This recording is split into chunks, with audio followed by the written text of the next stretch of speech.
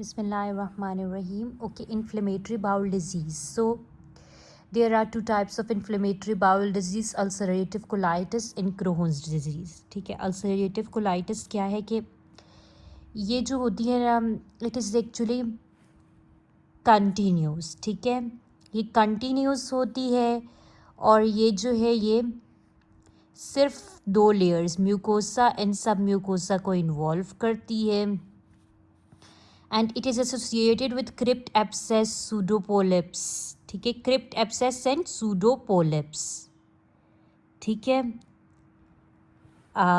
जबकि क्रोहन्स डिजीज़ जो है ये डिसकंटिन्यूस होती है और माउथ टू एनस कहीं पर भी हो सकती है, बट रेक्टम को स्पेयर करती है.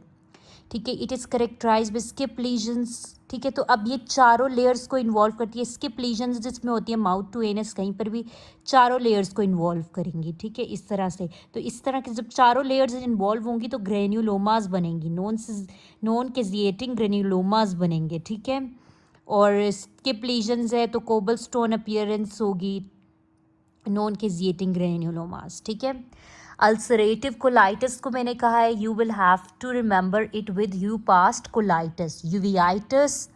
इसकी एसोसिएशन क्या है? Ulcerative colitis is associated with uveitis, pyoderma gangrenosum या पोलीआर्थराइटिस.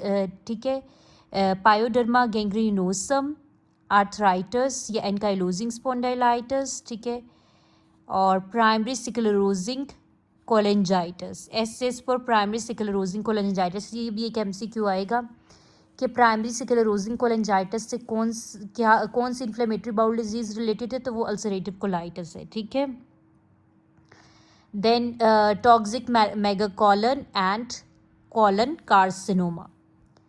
ठीक है, तो इस पे हमारे पास क्या होगा? There will be lead pipe appearance on radiography. Investigation इसमें क्या है कि एन का पॉजिटिव होगी. ठीक है, और कोलोनोस्कोपी अगर हम करेंगे, कोलोनोस्कोपी विद बायोप्सी करेंगे फॉर डायग्नोसिस. क्रोहन्स डिजीज का जो निमोनिक है वो पाई सैक है. It is associated with perianal disease. तो एक सवाल ऐसे भी आएगा कि पेरिएनल डिजीज़ से कौन सी इन्फ्लेमेटरी बाउल डिजीज़ रिलेटेड है, तो वो क्रोहन्स डिजीज़ है. Perianal disease. इसके अलावा इसमें इरिथेमा नोडोसम. यस, ये भी सवाल आता है कि इरिथेमा नोडोसम जो है, एक पेशेंट को इन्फ्लेमेटरी बाउल डिजीज़ है, नहीं, एक पेशेंट इरिथेमा नोडोसम से आ रहा है, तो उसको कौन सी इन्फ्लेमेटरी बाउल डिजीज़ कौन सी होगी? अल्सरेटिव कोलाइटिस या क्रोहन्स डिजीज़, तो वो क्रोहन्स होगी. और आपने पहले भी ये पढ़ा, इरिथेमा नोडोसम में हम डेप्सोन उसको देंगे. ठीक है, फिर डेप्सोन देने से हीमोलिटिक एनीमिया भी हो सकता है. ठीक है, अच्छा, S for strictures and A से एप्थस अल्सर्स आ गया और C से कैल्शियम ऑक्जेलेट स्टोन. इसके भी बहुत ज़्यादा क्वेश्चंस आएंगे कि एक पेशेंट है क्रोहन्स डिजीज़ का और उसको जो है वो नेफ्रोलिथिएसिस, उसकी किडनी में स्टोन्स आ गए, तो किस टाइप के स्टोन्स होंगे? Calcium oxalate stones. इसमें स्ट्रिंग साइन होगा. उसमें हमारे पास N का पॉजिटिव था, इसमें S का पॉजिटिव होगा, और इस दोनों में कोलोनोस्कोपी विद बायोप्सीज करेंगे. ठीक है, now let's see the MCQs. ठीक है, एक पेशेंट अंडरवेंट. ठीक है, फॉर द सर्जरी ऑफ ठीक है, सर्जरी फॉर क्रोहन्स डिजीज़. ठीक है, तो उसका resection of 100 centimetre of terminal ileum हुआ है.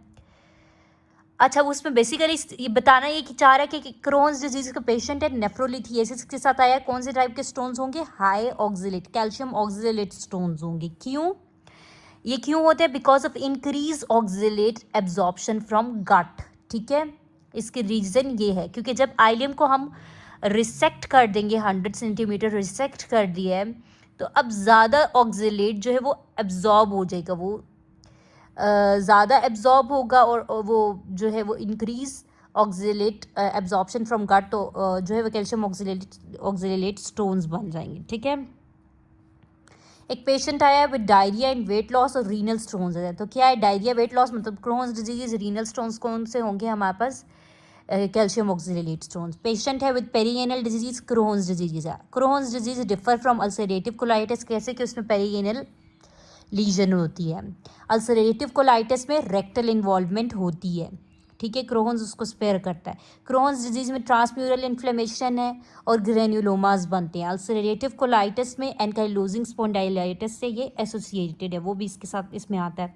इसकी जो कॉम्प्लिकेशन है अल्सरेटिव कोलाइटिस की, वो एनकाइलोजिंग स्पॉन्डाइलाइटिस है। ठीक है, अच्छा आगे देखिए, फिर मैंने बताया कि जो है हमारे पास ulcerative colitis is associated with primary sclerosing cholangitis, और जो इसकी मेडिकल इमरजेंसी अल्सरेटिव कोलाइटिस की वो टॉक्सिक मेगाकोलन है। ठीक है, और जो क्रोहन्स डिजीज़ है it is related to erythema nodosum. ठीक है, weight loss, diarrhoea for 3 months patient आता है, और उसका एक पैल्पेबल मैस है उसके राइट इलिएक फोसा में। तो ये क्या है, जब भी palpable mass in the right iliac fossa, weight loss, diarrhoea, तो ये कौन सी डिजीज़ है, क्रोहन्स डिजीज़। ठीक है, देन वी हैव